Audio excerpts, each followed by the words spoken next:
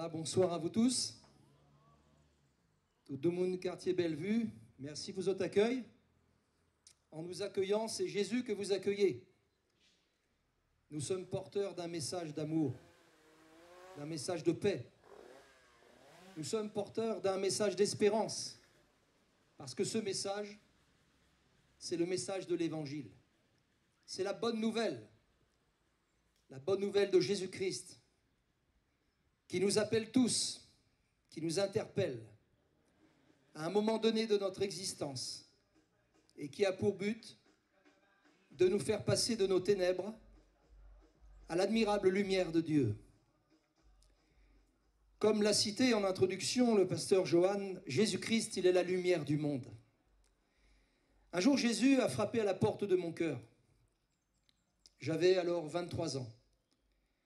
Et j'étais dominé par les ténèbres de la drogue, par l'alcool, plusieurs vices associés les uns aux autres et m'entraînant toujours plus bas.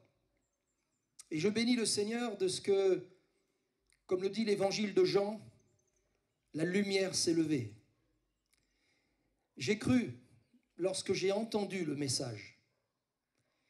Il m'a fallu du temps pour prendre ma décision, mais par la grâce de Dieu, je l'ai prise un jour, plus d'un an après avoir entendu une ou deux fois l'évangile, ayant été interpellé véritablement, étant touché dans mon cœur, dans mon émotion aussi, ayant pleuré sur ce message simple mais puissant qu'est l'amour de Dieu. Et près d'un an après avoir entendu l'évangile, j'ai pris ma décision. Ayant fait plusieurs expériences pendant cette année où justement j'ai entendu la parole et le moment où je me suis vraiment converti, Dieu m'a délivré de toutes mes addictions. Ça a commencé par la cigarette et l'alcool. J'en étais esclave depuis peut-être à l'âge de 16 ans. Environ 7 ans. 7 ans d'addiction, 7 ans de servitude, de dépenses inutiles et de ravages aussi dans mon corps. Et puis, le Seigneur m'a délivré de ce qui avait peut-être de plus difficile à mes yeux. C'est la drogue. C'était le zamal. J'en consommais régulièrement et en quantité chaque jour. J'en plantais, j'en vendais. Et alors que j'habitais cette petite case des Hauts-de-Saint-Paul, avec cette petite cour où je soignais des animaux, où je plantais des fruits, des légumes, et j'y plantais aussi en abondance des plantes zamal, en toute illégalité. Un matin, lorsque je me suis levé, comme à mon habitude, c'était de continuer à fumer dès le matin, tout de suite. J'ai été comme pris d'un écœurement, comme Créole dit, mon cœur t'échavire. Et là, j'ai compris que quelque chose se passait, que Dieu était en train de répondre à la prière sincère que je lui avais faite pendant des mois, alors que j'avais dans une main la Bible et dans l'autre main la cigarette, le troussé de zamal. Le Seigneur, ce jour-là, m'a délivré, complètement. Je me suis repenti, j'ai pleuré sur mes péchés, ma misère. Je suis sorti et dans la foulée, j'ai arraché tout ce que j'avais planté dans ma cour. Chose impossible et inimaginable quelques heures auparavant, tellement j'aimais ces choses. Mais le Seigneur, lorsqu'il ordonne, alors la chose arrive et elle existe. Et il m'a délivré. Et quelques mois après, j'ai pris mon baptême parce que ce jour-là, je me suis converti à Jésus-Christ.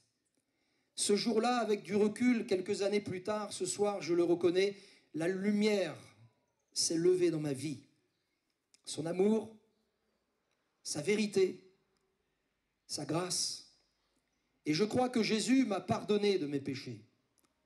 Je crois que Jésus est vraiment la lumière du monde et qu'il m'a fait passer de la mort à la vie, des ténèbres à la lumière, d'une vie dominée par la puissance du diable, esclave, asservi, soumis à un mauvais maître, le Seigneur m'a fait passer à sa puissance et à sa grâce, à lui.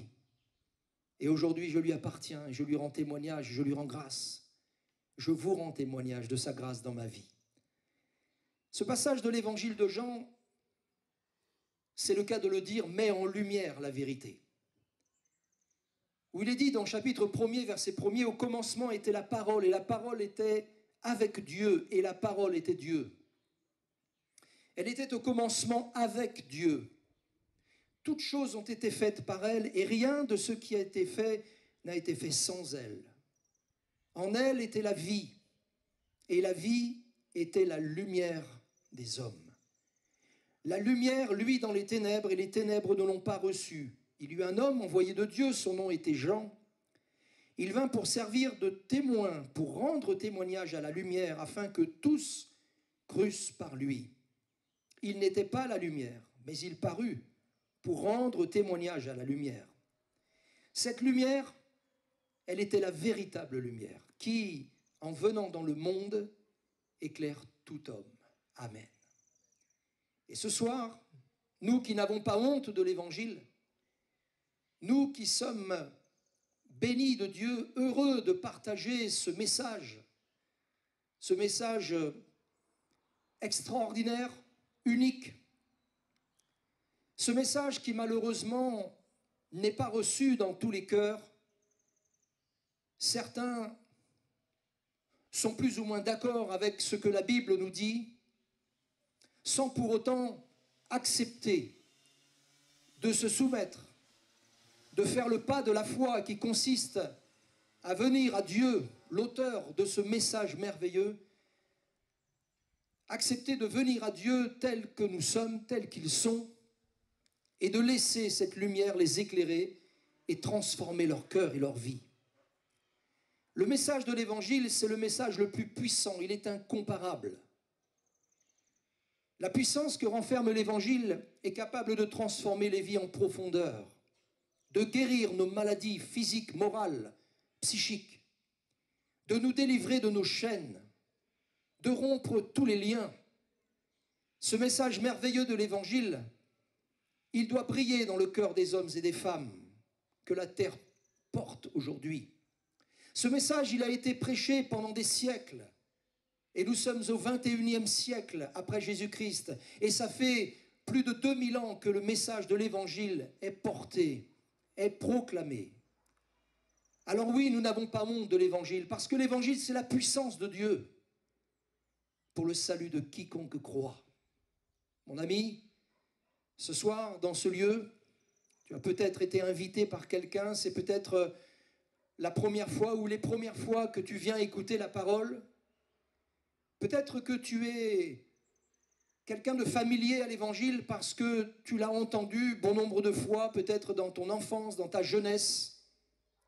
Peut-être même que tu t'es engagé un jour avec Dieu et que malheureusement la séduction de ce siècle, du monde environnant, a voulu te prendre et te voler ce que Dieu t'avait donné gracieusement.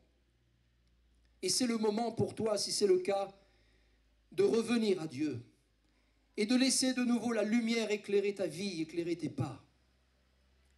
Il y a un passage de l'Écriture et l'apôtre Paul qui, lui, a fait l'expérience de la conversion authentique et qui va dire, rendre témoignage à 2 reprises, au moins à 2 reprises dans le livre des Actes, chapitre 22, chapitre 26, rendre témoignage devant ses frères, dans la foi, devant les religieux de son époque, devant même les rois, ce roi Agrippa, à qui il rendra témoignage en disant « Lorsque j'étais en route vers Damas et que j'étais concentré sur ma besogne, à savoir persécuter les croyants, je refusais et je m'opposais au nom de Jésus-Christ, alors que j'étais plus très loin de la ville de Damas, dans les faubourgs de cette ville de Syrie, à un moment donné, une lumière a resplendi.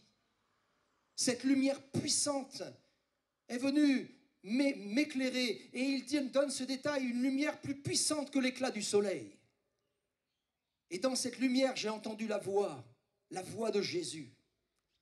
Cet homme a vécu une conversion extraordinaire. Et il dira lui-même, Dieu m'a fait passer de la mort à la vie, des ténèbres à la lumière et de la puissance de Satan à Dieu. Et il va mettre en avant toute la grâce imméritée qu'il va recevoir dans sa vie, alors qu'il était un persécuteur de l'Église, alors qu'il était quelqu'un de mauvais, de méchant, de cruel, terrible. Le Seigneur va changer sa vie. Le Seigneur va faire de lui l'apôtre Paul. Après un temps de formation de plusieurs années dans l'ombre d'un disciple du Seigneur nommé Barnabas, le Seigneur va le propulser dans le ministère apostolique. Et cet homme va vouer sa vie, dévouer son existence, ses capacités au service de l'Évangile. Il va mettre en lumière cette réalité et il fait le constat. Et je voudrais, en tous les cas, m'arrêter justement sur ces quelques versets de l'Écriture qui se trouvent dans la deuxième épître aux Corinthiens. Paul en est l'auteur. Et il va dire ceci, si notre évangile est encore voilé, il est voilé pour ceux qui périssent, pour les incrédules dont le Dieu de ce siècle a aveuglé l'intelligence, afin qu'ils ne vissent pas briller la splendeur de l'évangile de la gloire de Christ, qui est l'image de Dieu. Et il va dire, nous ne nous prêchons pas nous-mêmes, c'est Jésus-Christ, le Seigneur, que nous prêchons. Et nous nous disons vos serviteurs à cause de Jésus, car Dieu qui a dit, la lumière brillera du sein des ténèbres. Dieu a fait briller la lumière dans nos cœurs pour faire resplendir la connaissance de la gloire de Dieu sur la face de Christ. Amen. L'évangile de Jésus-Christ, c'est la lumière que Dieu donne aux hommes, qui a pour but de les éclairer tout d'abord sur la grâce de Dieu. Car la grâce de Dieu a été manifestée et elle est source de salut pour vous et moi. Elle a la capacité et l'autorité de nous enseigner, de nous instruire et de nous amener à renoncer aux choses mauvaises et à nous attacher aux bonnes choses. Renoncer à l'impiété, renoncer aux convoitises de ce monde qui ne sont qu'illusions, qui ne sont que perte de temps, qui ne sont que des fausses réalités. Et tout en rejetant ces choses, Dieu nous appelle et nous enseigne à nous attacher aux vraies valeurs, c'est-à-dire la piété, un cœur qui s'attache à Dieu, à la sagesse et à vivre dans la justice tous les jours de notre vie. Si notre évangile, dit-il, et lorsque Paul dit cela à cette époque, eh bien, dans notre époque, nous pouvons dire la même chose que lui, sans prétention. Mais l'évangile que Dieu nous a donné, c'est aussi notre héritage. Amen. L'évangile que nous prêchons, que nous partageons dans les lieux publics, comme c'est le cas ce soir, dans nos lieux de culte, dans nos maisons, dans des réunions, les annexes et les réunions de proximité, c'est l'évangile qui est l'héritage de Dieu pour tous les hommes, et pas seulement pour les chrétiens. Bien évidemment, l'évangile nous éclaire, il éclaire notre cœur et notre vie, il interpelle nos consciences, et de toute évidence, il devient aussi notre évangile. Parce que le témoignage que nous portons découle directement du fruit de l'évangile dans notre vie. Mais Dieu a donné sa parole à tous les hommes, sans exception. Et là, nous ne parlons pas de religion, de dénomination quelconque. La Bible, c'est l'héritage que Dieu donne à tous les hommes. Amen. Heureux sont ceux qui le reçoivent. Heureux sont ceux qui acceptent de laisser l'évangile éclairer leur vie. Alors il est vrai que l'évangile est pour certains source de salut, bien que Dieu veut que tous les hommes soient sauvés et que tous parviennent à la connaissance de la vérité. Mais il est aussi dérangeant pour certains. Parce que comme il est la lumière, l'évangile, comme c'est la lumière, la vérité qui éclaire et qui délivre, alors ceux qui sont dans les ténèbres et qui veulent y rester par incrédulité, par rejet et mépris de Dieu, sont dérangés par cette parole. Et cette réalité, elle s'inscrit bien évidemment sur la terre, mais elle dérange aussi dans les lieux célestes. Il y a le monde des ténèbres et il y a le monde de la lumière. Nous avons fait le choix ce soir, et nous en témoignons dans ce lieu, de laisser Jésus éclairer notre vie. Et pour nous, nous sommes heureux de dire que l'évangile de Jésus-Christ n'est plus voilé. Malheureusement, il est encore voilé pour ceux qui périssent. Et pourquoi périssent-ils? Parce qu'ils refusent de croire que Dieu a tant aimé le monde qu'il nous a donné Jésus.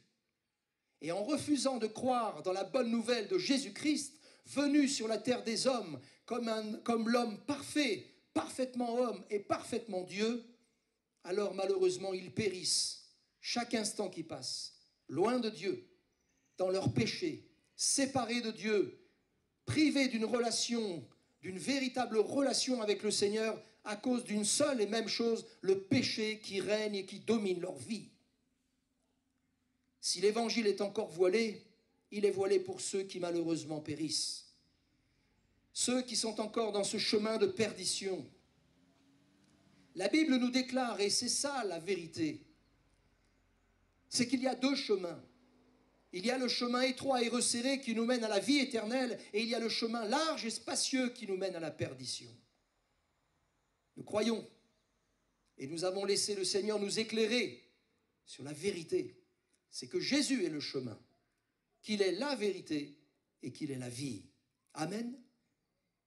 Cet évangile est encore voilé pour ceux qui périssent, c'est-à-dire ceux qui sont incrédules, ceux qui ferment leur cœur, qui sont capables de croire dans des choses qui n'ont ni queue ni tête, qui sont capables de croire et de dire amen à tout ce qui se dit. On leur raconte des choses qui n'ont pas de sens, ils y croient. Mais l'évangile a un sens. L'évangile est plein de bon sens. L'évangile, c'est la raison saine. Et ce message, il doit être cru par tous les hommes. Nous voulons le recevoir dans notre cœur, afin de ne pas périr dans nos péchés, mais d'avoir la vie éternelle en Jésus-Christ. Cet évangile, il est pour eux voilé parce qu'ils ne croient pas. Et l'apôtre Paul va dire ceci, ils ne croient pas parce que le Dieu de ce siècle a aveuglé leur intelligence. Il les tient sous son emprise. Il les tient sous sa domination. Mais la Bible nous déclare que Jésus-Christ a paru pour détruire les œuvres du diable. Jésus-Christ a paru pour renverser les barrières, les frontières, les murs qui nous séparent de la communion avec Dieu. Il a accepté de mourir à notre place. Et nous croyons véritablement que depuis que nous avons cru en Jésus-Christ, la lumière s'est levée dans notre vie. Dieu m'a donné l'occasion de rendre ce simple témoignage de mon expérience de conversion. J'ai mon témoignage et vous avez le vôtre, chers frères et sœurs, chers amis. Et chaque témoignage différent l'un de l'autre est merveilleux parce qu'il témoigne de la grandeur et de la gloire de Dieu dans une vie. Mon ami, ne reste pas plus longtemps dans les ténèbres de ton incrédulité. Cher habitant, cher ami, toi qui habites ce quartier de Bellevue, sors de tes préjugés, sors de cet ombrage, sors de cette réalité, peut-être de tradition, fait de coutumes et de traditions que tu as héritées de tes ancêtres. Et nous ne sommes pas là ni pour critiquer les religions et encore moins pour juger quiconque. Mais nous sommes là pour mettre en avant la réalité d'un évangile qui peut et qui veut nous sauver. Cet évangile qui n'a rien de nous enfermer dans une religion, ce n'est pas son but, mais au contraire de nous amener à la lumière. Mon ami, qui que tu sois, en entendant ces quelques simples paroles, ne sois pas incrédule, mais crois. Crois que Jésus t'aime. Crois que Jésus est venu dans le monde et qu'il est la lumière du monde, et que celui ou celle qui choisit de le suivre, lui, Jésus, je parle bien d'une personne et non pas d'une croyance et d'une religion. Lui, Jésus, sa personne, sa divinité, alors celui qui le suit ne marchera plus jamais dans les ténèbres, mais il aura la lumière de la vie. Amen. Il va dire, l'apôtre Paul va dire ceci, le Dieu de ce siècle. Alors le Dieu de ce siècle, ça peut être pour toi les biens matériels, ça peut être pour toi l'argent, et tu es dominé par cette cupidité, par cet amour de l'argent qui te perd et qui te rend malheureux. Le Dieu de ce siècle, ça peut être tout autre chose. Ça peut être quelque chose qui te domine et qui a une emprise sur ta vie. Mais derrière toutes ces réalités, il y a Satan, le diable, qui agit et qui a son emprise sur la vie des hommes et des femmes de ce monde. Et comme je l'ai dit, je le répète volontairement, Jésus-Christ a paru pour détruire les œuvres du diable. Il te faut venir à Jésus-Christ pour pouvoir être fort et pour triompher. Il te faut venir à Jésus-Christ et y déposer tes fardeaux et tes peines, et y déposer tes incapacités, tes manquements, tes lacunes et tes péchés. Si tu viens à Jésus, ta vie sera éclairée de son amour, de sa grâce, de sa parole puissante. Si tu viens à Jésus-Christ, ta vie va changer radicalement. Ta vie va être transformée. Et peut-être que tu ne comprendras peut-être pas tout de suite ce que tu vis, ce qui t'arrive, mais avec un peu de recul, tu réaliseras ce que j'ai mis quelque temps à réaliser aussi. C'est que l'évangile, c'est la lumière qui éclaire nos ténèbres. C'est que Jésus-Christ est venu sur la terre des hommes pour mourir à la croix. Parce que le seul sacrifice capable de nous délivrer de la colère de Dieu, de la colère à venir sur les habitants de la terre, du jugement à venir, la seule grâce et le seul sacrifice qui puisse nous justifier, c'est le sacrifice de Jésus-Christ, le Fils de Dieu, mourant à la croix du Calvaire, mourant pour nos péchés, mourant pour nos maladies, mourant pour nos infirmités, mourant pour nos souffrances. Et le châtiment qui nous donne aujourd'hui la paix, qui devait tomber sur nous, il est tombé sur lui. Il est tombé sur Jésus. L'apôtre Paul va dire, Dieu a dit, la lumière brillera du sein des ténèbres. Et nous disons Amen, parce que nous en témoignons. La lumière a brillé du sein des ténèbres. Qu'est-ce que cela veut dire?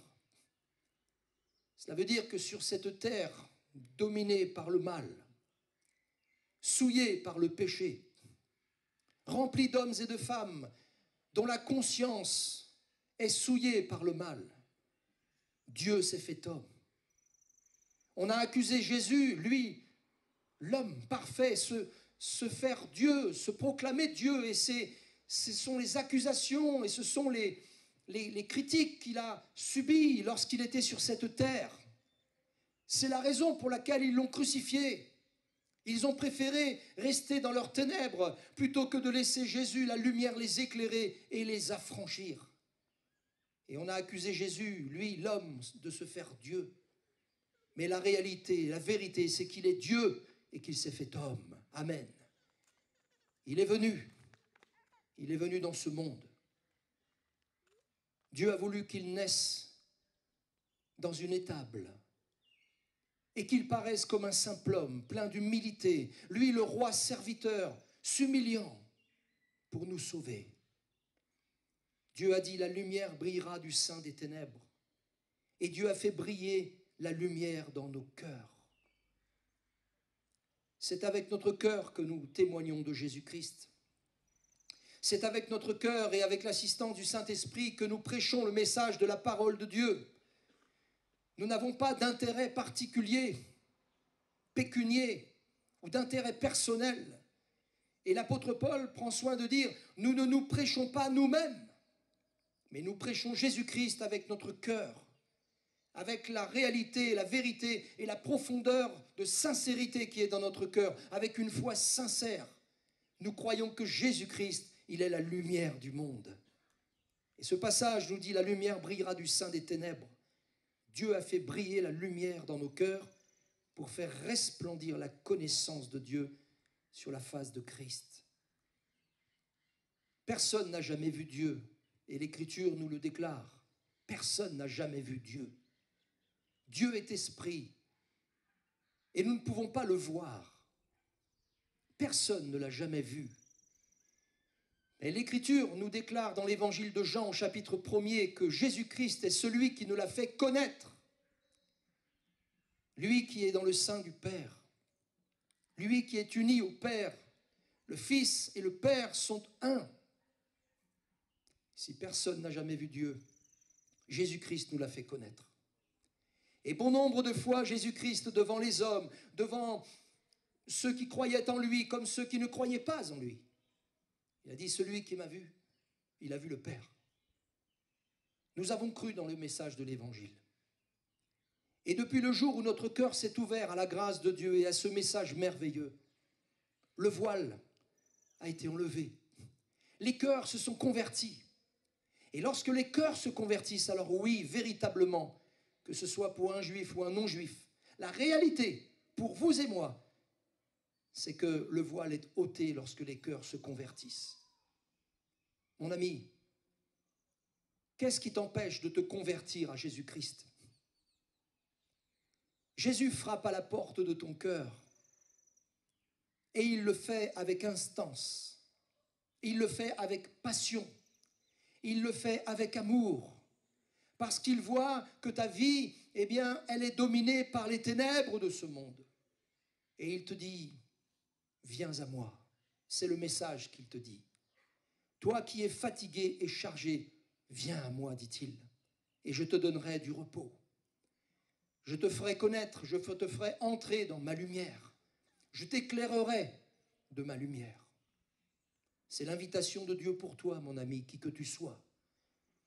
Et nous savons que le Seigneur, en plus du salut merveilleux qu'il nous offre, qui n'a pas de valeur, qu'on ne peut estimer tellement il est précieux ce salut, peut aussi nous accorder la guérison de notre corps, peut aussi nous accorder la délivrance de nos passions et de nos chaînes, nous rendre libres, réellement libres.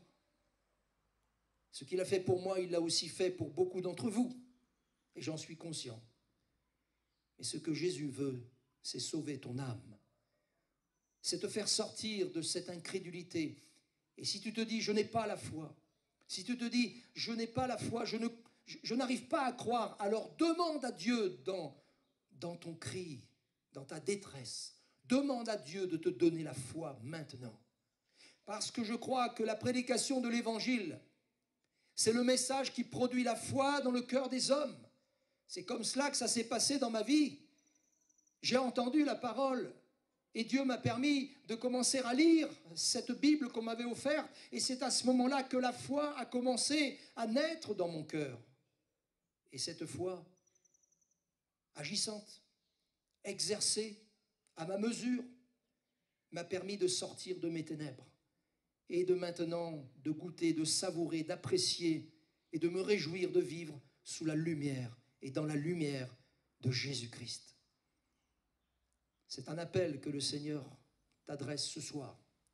Qui que tu sois dans ce lieu, ou que tu entendes ce message qui sera peut-être retransmis un peu plus tard, dans quelques jours, dans quelques semaines, que tu sois, mon ami, dans ta maison, en train d'écouter le message de l'Évangile, Jésus t'aime. Jésus veut éclairer ta vie, te laisser sa parole, qui deviendra pour toi une lampe, une lumière qui éclairera tes pas, qui éclairera ta vie. Comprends ce message, comprends cette réalité, comprends cet appel et accepte Jésus dans ta vie. Nous allons courber nos cœurs ensemble et nous allons prier le Seigneur. Seigneur, nul n'est comparable à toi. Sur cet espace public, dans ce lieu, tu es au milieu de nous. Parce que tu as fait la promesse que lorsque 2 ou 3 ou plus seront réunis en ton nom, tu es là, tu es au milieu d'eux. Et nous croyons que par la puissance de ton esprit, tu es capable d'amener à la lumière de ta parole, à la lumière de ton évangile, ceux qui sont captifs dans les ténèbres, ceux qui sont dominés par incrédulité, dominés par les passions, dominés par les chaînes et par les liens les plus diverses. Seigneur, agis maintenant, nous t'en supplions dans le nom de Jésus. Que Seigneur, ton esprit puisse trouver le chemin des cœurs et qu'il y ait quelques-uns qui acceptent ta parole maintenant et se convertissent réellement au nom de Jésus-Christ. Seigneur, merci parce que tu nous donnes en ce lieu la liberté d'annoncer ta parole. Et nous croyons dans les retombées glorieuses du message de l'Évangile, dans la puissance et dans l'effet glorieux que manifestera ta parole dans les cœurs par l'assistance de ton esprit. Seigneur, sois béni dans le nom de Jésus. Restons quelques instants dans le recueillement. Et j'aimerais simplement, bien humblement, m'adresser à quelqu'un ce soir. Et au-delà de moi, au-delà du fait que je puisse simplement prêcher l'Évangile, je veux croire que c'est Dieu qui s'adresse à toi. Si tu n'as pas encore accepté de venir à Jésus, si tu es encore, et tu le reconnais, tenu dans tes ténèbres, alors réponds à cet appel. Reçois Jésus comme ton sauveur.